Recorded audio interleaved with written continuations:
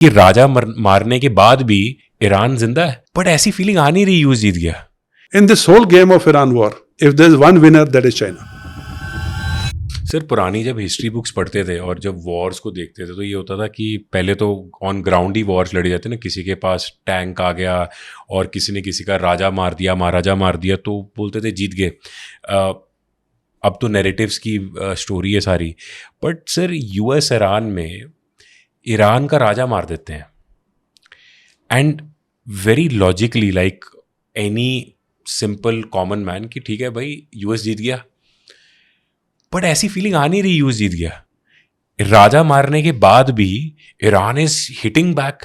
मतलब middle east में उन्होंने डाल दिया, दुबई में, दुबई का टूरिज्म इतना डाउन हो गया, दुबई का जो रियल एस्टेट जो इतना बोलते थे कि Dubai is the safest country, और बोले इंडियन पंजाबी बोलते थे कि सब तो safest country, now they are I think rethinking. What is happening in US Iran, and can you tell deep dive for the viewers that कि राजा मारने के बाद भी ईरान जिंदा है और ईरान ठोक के आगे आ रहा है, वो कोई बात ही नहीं मान रहा किसी की. I'll answer this question in two parts. One is from the military point of view. Second is from the nation's way of war fighting point of view. Military point of view is any war, when the nation joins a war, militaries never fight wars. It's the nations who fight wars. Nations go to war, militaries only fight on the borders.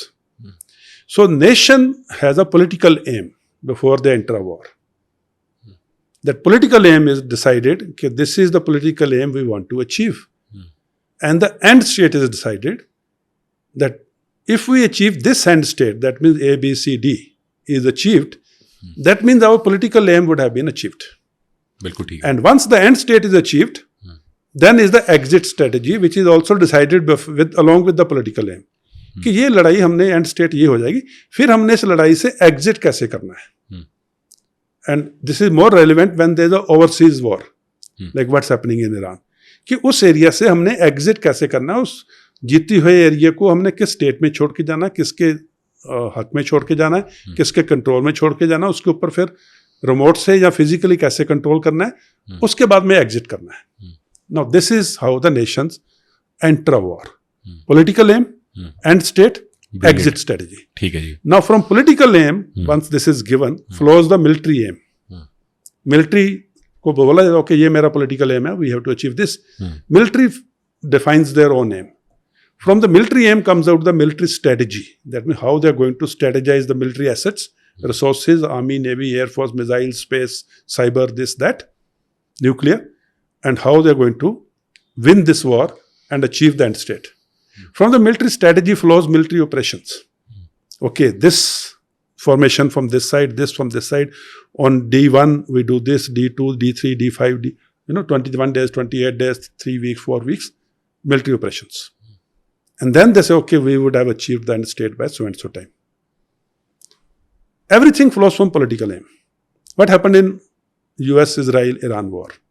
On day one, the political aim was, and in this type of a situation, the assets, military assets, the naval, carrier support groups and other things, and airborne divisions, and all those things have to be mobilized.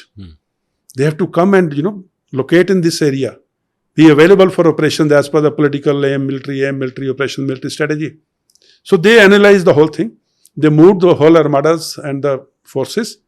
Political aim on day one was regime change. Military carried out their analysis accordingly. After 48 hours, the political aim shifts to denuclearization of Iran. Okay, military would have done something, and again, after 2 days, after 48 hours, it shifts. We can fight for 4 to 5 weeks. Timeline आ गई. And end state 4 to 5 weeks बाद में end state achieve करनी है कि नहीं करनी है, कि सिर्फ 4-5 हफ्ते लड़ना है. Then after 2 weeks, there's nothing left in Iran to bomb anymore. Another 2 weeks, now we will have to keep the Strait of Hormuz open, which in any case was open before the war started. The political aim shifted from regime change to keeping something open which was already open.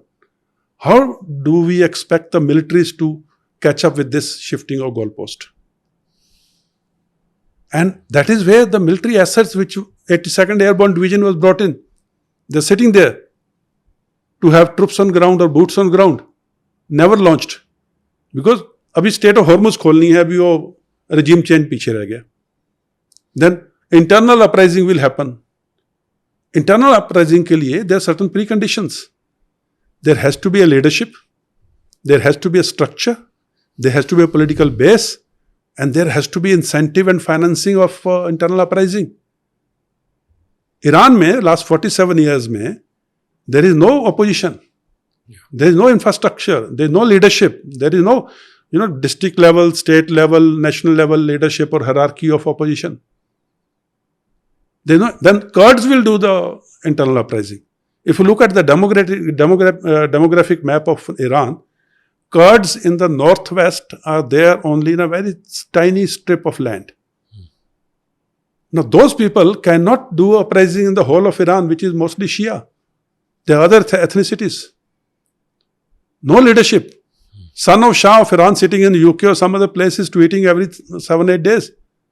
If he is so bothered about, why doesn't he go to Iran and lead the uprising? So, regime change don't happen like this.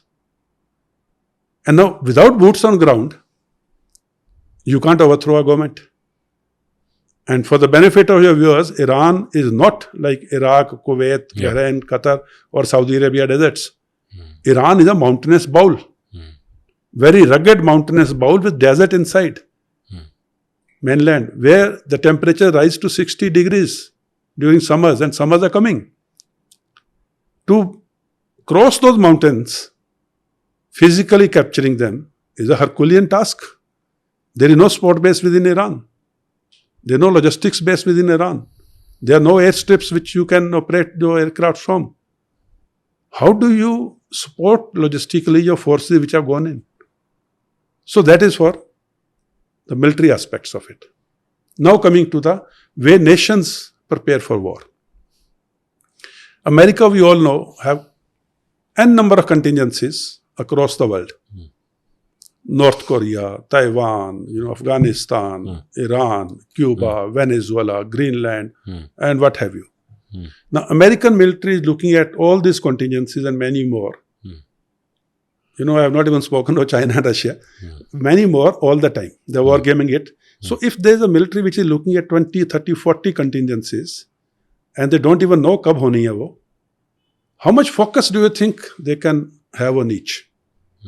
How much training they can have about each? How many rehearsals they can have of each? How many times they can practice each? Whereas Iran for last 40 years has been looking at only one contingency, which is playing out. Yeah. They were preparing for it. Yeah. They were training for it. They were equipping for it. They didn't make a navy of high seas. Because they're very clear they're never going to fight on high seas. They can never defeat American navy on high seas. They were creating a navy of choke points.